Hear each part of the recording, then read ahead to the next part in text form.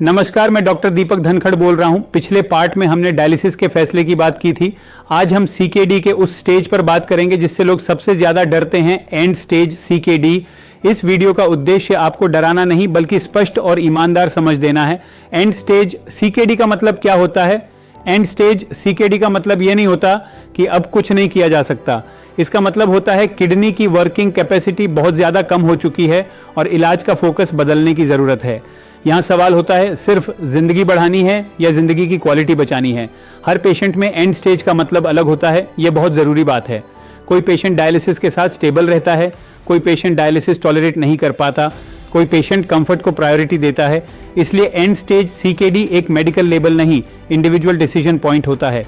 Ethics, इलाज किसके लिए और क्यों? एंड स्टेज सीकेडी में सबसे इंपॉर्टेंट सवाल होता है, हम ये इलाज पेशेंट के लिए कर रहे हैं या अपने डर के लिए? पेशेंट लगातार परेशान है, दर्द और बेचैनी बढ़ रही है, सर्टेन डिग्निटी खत्म हो रही है, तो उस इलाज पर दोबारा सोचने की जरूरत होती है। यह डिसीजन मेडिकल से ज्यादा मानवीय होता है। कंफर्ट केयर क्या होती है? कंफर्ट केयर का मतलब इलाज बंद करना नहीं होता।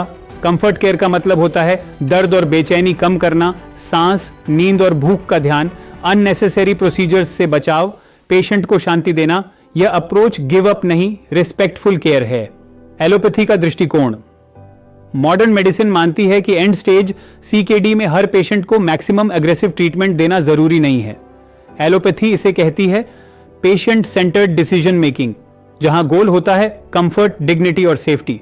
आयुर्वेद का दृष्टिकोण, आयुर्वेद एंड स्टेज सीकेडी में क्योर का दावा नहीं करता।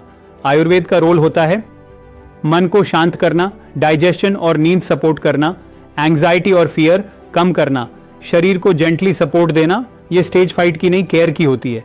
फैमिली की सबसे कठिन जिम्मेदारी, फैमिली के लिए यह फेज इमोशनली सबसे कठिन होता है। गिल्ट, कंफ्यूजन, क्या हमने सब कुछ किया? फैमिली को यह समझना जरूरी है, हर बार ज्यादा इलाज बेहतर इलाज नहीं होता। पेशेंट की इच्छा, उसकी शांति और उसका सम्मान सबसे ऊपर होना चाहिए। पेशेंट की डिग्निटी क्यों सबसे जरूरी है?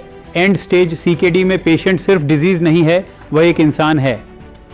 उसकी पसंद, उसका डर, उसकी इच्छा, इन सब का सम्मान करना इलाज का सबसे ऊंचा स्तर है। सबसे बड़ी गलती जिससे बचना चाहिए, जबरदस्ती ट्रीटमेंट थोपना, पेशेंट को डराना, हर हाल में नंबर्स के पीछे भागना।